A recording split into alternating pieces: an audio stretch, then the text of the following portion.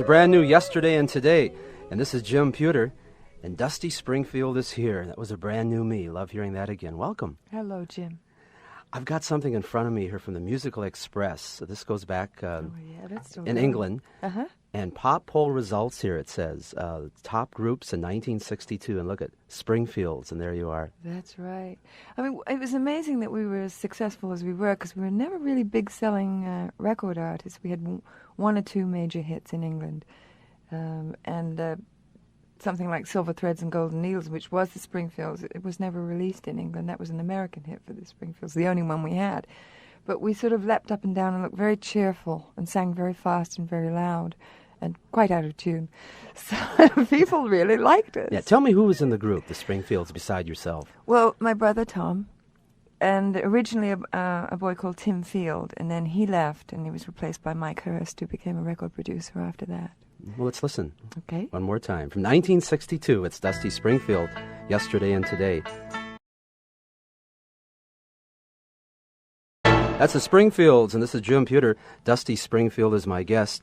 I imagine quite a few people forget that you were in the Springfields, and that was one of your early hits from 1962, the one we just heard. That's right. That was the one American hit that we had. Mm-hmm. And we had we were only together about 2 years, I think. And then in, I think, of about September of 63, we broke up, and everyone said, "Oh, no, you can't do that." And it seemed like a good idea, because we all wanted to do other things, and it seemed like a good idea to break up at the top rather than waiting for it to sort of decline and then fighting the way up again. So. Yeah. Tell me about your background. Now, your real name, will you tell us? Oh, gosh, I have to do this. Mary Isabella Catherine Bernadette O'Brien. It's a good Polish name. Yeah. Well, yes, Irish all the way, right. And how did you happen to grow up in England? Well, I was born in London. Uh-huh. We're London Irish, the rowdy kind. Actually, my father, with the name O'Brien, had never been to Ireland until I took him there. He was actually born in India, 10,000 feet up in the Himalayas, the last of the British Raj and all that. And I had a sort of relatively quiet upbringing, what I can remember of it. We weren't your average family. We were slightly eccentric, I'm glad to say. And I was raised in a convent school and stayed pretty sort of sheltered until I was about 16 or 17, and then went through a complete metamorphosis. I don't think I liked being Mary O'Brien, so I decided to be somebody else. And how did the name Dusty come about? The Dusty bit, I don't know. It was a nickname. The Springfield, obviously, I kept from the group, because I was very identified with that. It would have been crazy to have changed it. Okay, the Springfields broke up. Mm-hmm. Did you have aspirations at that time to do a solo Yeah, stint? well, I wanted to do that. Tim wanted to become a Sufi monk, which he did. And Tom wanted to produce on his own, and he got together with the Seekers and things like that. But actually, my first solo album was produced before the end of the Springfields' career, so there was no break at all. Mm-hmm. I had 3 weeks off, and we had a big show in England called Ready, Steady, Go, which was our equivalent of your shebangs and shivarees and things. And I was MC of that for 3 weeks. My first interview was with the Beatles. And 3 weeks, and then my first record went in the chart. So it wasn't exactly a struggle, I must say. It was much harder to stay there, and that's always the hard part. Well, this was your first solo hit, 1964. Mm-hmm. Dusty Springfield, it's Yesterday and Today. I'm Jim Pewter. Let's listen now.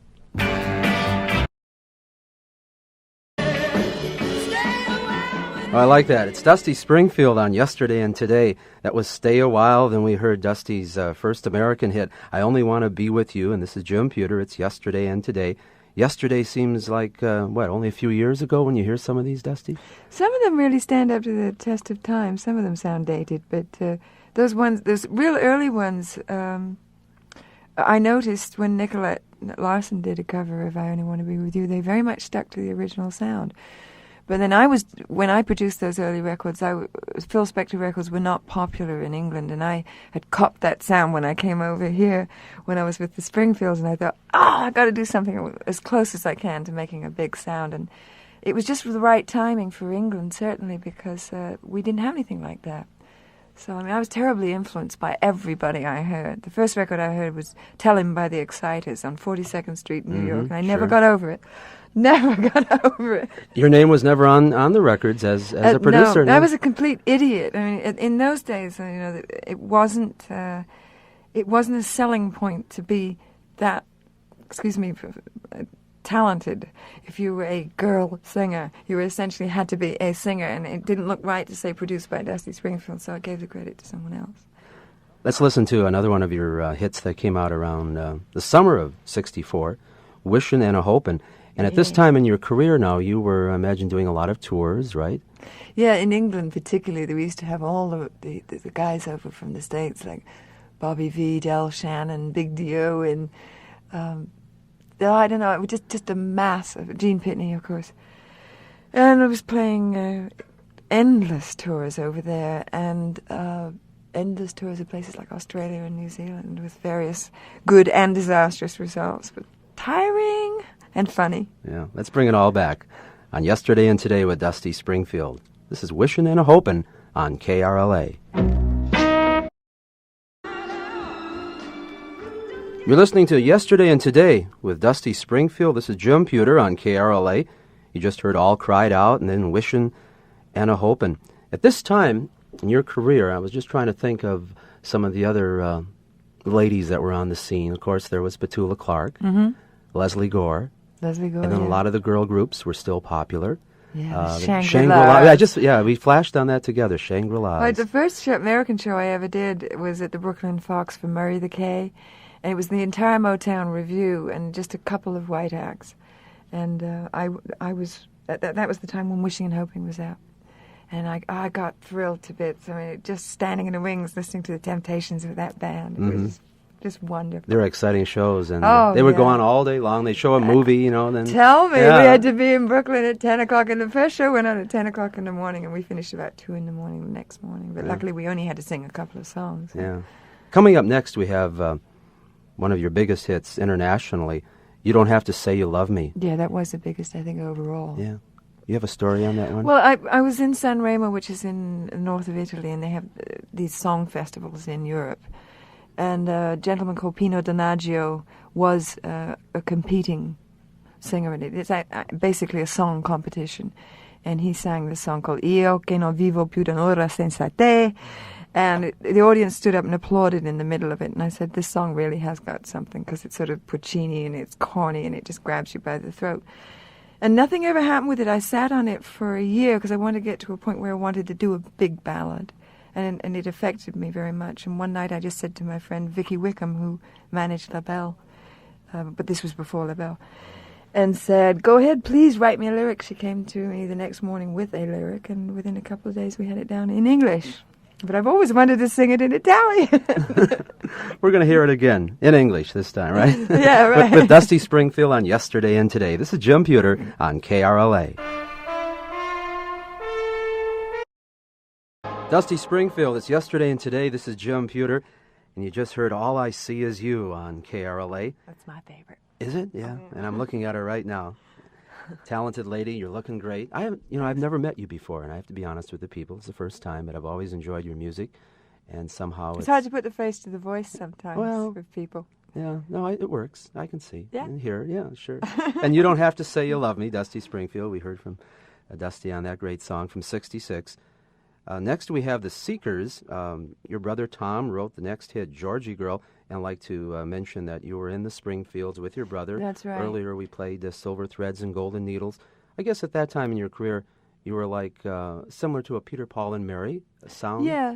And I think that there was essentially a sibling rivalry, which I've only come to terms with recently. I didn't realize it, that Tom and I were fiercely competitive. We never talked about it, but my way of he was always better at school than I was, and my way of getting back at him was to be famous and to sing, and it was my way of expressing that competitive thing. And his way was, he was grimly determined to make a lot of money, which he made a lot more than I did, because I have overheads and he has none as a songwriter and producer, basically. And he did do a very good job. He had a company called Francis X. Bushman Productions, which produced all the early Seekers records, and he wrote that, and he wrote A World of Our Own, and I know and I know there'll never be another you. That one. Yeah. So he did very, very well. He took off in that direction, and to tell you the truth, he's still in London somewhere, but he doesn't seem to be writing much. He just seems to have, he travels the world rather like somebody out of a Graham Greene novel. And this was from the movie, Georgia Girl. Georgia Girl. And Tom Springfield, Dusty's brother, wrote it. The year was, the end of '66 this came out. Big hit in America. Yeah, and the Seekers never got to sing it on the Academy Awards. Yeah. It was a shame. Those were the days that record artists didn't get to sing it. Mitzi Gaynor did it. Oh, Mitzi Gaynor. I'm sure she did it wonderfully. Oh, but we have the Seekers here now. That's right now, on Yesterday and Today with Dusty Springfield. This is Jim Pewter. Seekers, come on in on KRLA.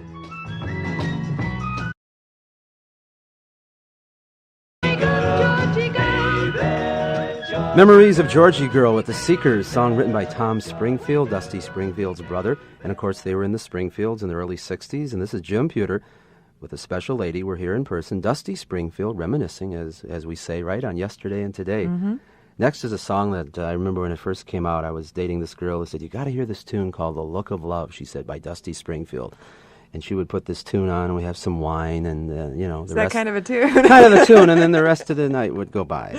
But it was nice from to know. yes, and from the movie Casino Royale. Yeah. Do you know I've never seen it? Never did? No. No. I'm told that part was photographed through a fish tank with a love scene with Ursula Andress and Peter Sellers or something. Yeah, I believe so. Right, Ursula Andress, who was married to John Derrick at one time. At that time. At yeah. that time, yeah. That's right. Oh my gosh. So, kind of bring it all back, Dusty.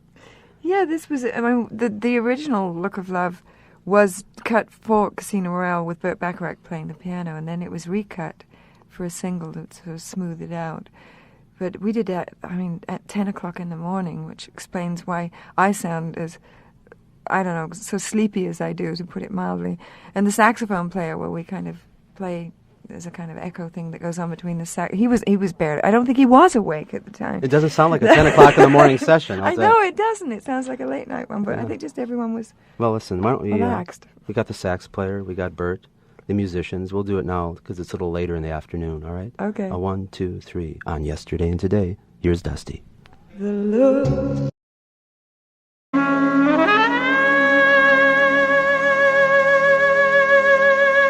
Oh, that's mellow, huh? I like that. Wake up. Oh, wait, oh. The Look of Love, Dusty Springfield on Yesterday and Today. This is Jim Pewter on KRLA.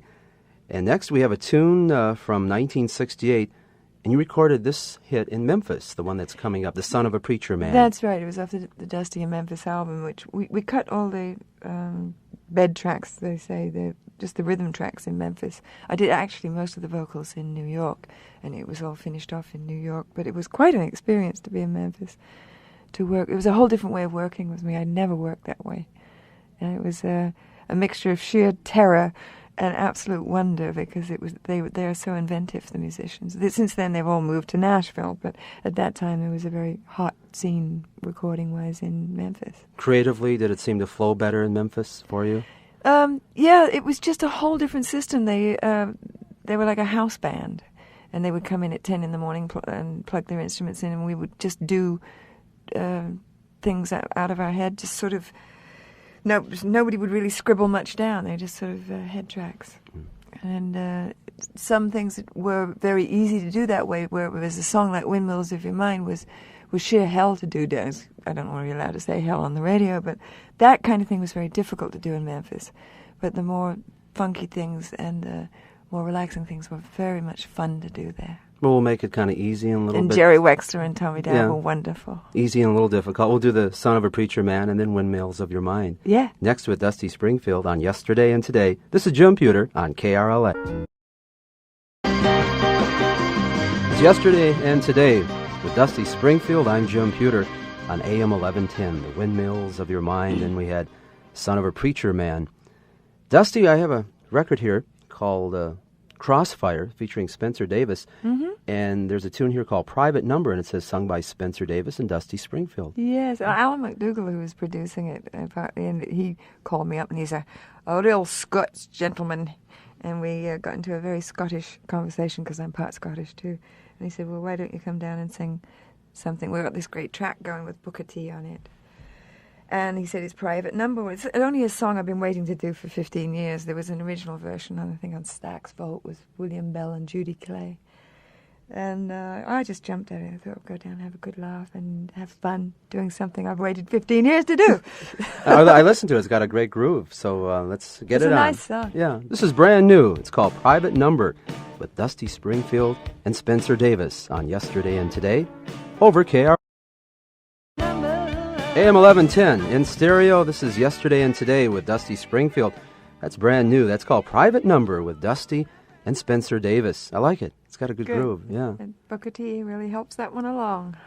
What are some of the plans that you have right now, for yourself and career? Are you going to be doing some shows? Because we haven't seen you live in quite a while. No, I'm not really into doing live stuff at the moment. I don't know whether I'm going to go back to England and record. There are some very good chances of that, and that would be an interesting direction for me because a lot of good music's coming out of England again. And it would be nice to go home for a while. But basically what I've been doing is studying acting with a very marvelous coach called Lillian Chauvin, who's a very fine actress herself. She's a member of all those guilds, and it's at a place called LCA Video Workshop. And these things are not learned overnight. It's just a direction. I originally wanted to be an actress, and I thought, well, singing would be faster, and I'd get the money quicker and enjoy myself better. And I didn't want to be a starving actress, but I've done so much singing that it sort of lost its challenge for a while. But I don't think I'm ever going to give it up. But I've just been sort of sitting back and working on the acting thing, and would like to do something with that. How that's going to fit in with recording, I don't know. I'll just sort of face that bridge when I get to it. I wish you all the best. Thank you. Let's have something recent again from the White Heat album. We're going to hear. Why don't you set up the next tune? This is a tune I found in somebody's basement in Montreal. There's a very, very talented keyboard player called Jean Roussel, who's worked a lot with the Stones, and he's just a marvelous guy with synthesizers, and he came up with this song. I met him in Montreal, and he dug this one out of his basement, and it just knocked me out, and I just had to do it. And the title? Donnez-moi, which means give it to me. All right. And you'll have it next on Yesterday and Today with Dusty. Well, that was Donnez-moi, Give It To Me by Dusty Springfield. That's me. And I'm Jim Pewter. It's been Yesterday and Today, 20 years. It's been like, this is years. your life almost, right? Yes, the longest I ever held a job before that was 3 weeks. Well, you're welcome back here anytime. There's so much more that we could cover. I'd just like to compliment you on finding all this stuff. You've got more records of me than I do. Thank you so much, Dusty. Well, thank you, Jim. I thoroughly enjoyed it.